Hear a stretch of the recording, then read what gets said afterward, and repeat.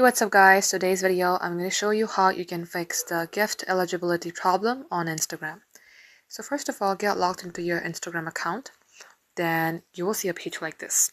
Make sure that you have a professional or a business account. Now tap three bar icon. In here, scroll below, select account type and tools. Now at this section you will see monetization. Open it. In here, select gifts.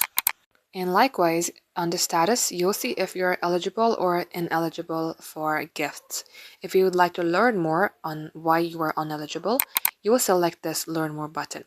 If you scroll below, you will see eligibility for Instagram gifts. It says you have to have a professional account, you need to be 18 years or older, and you also need to meet Instagram's partner monetization policies. So you may go ahead and check each and every eligibility. If you fulfill that criteria, you will be eligible. If not, you're going to have to wait till that you get your criteria fulfilled. And likewise, guys, this is how you will be eligible. Thank you for watching.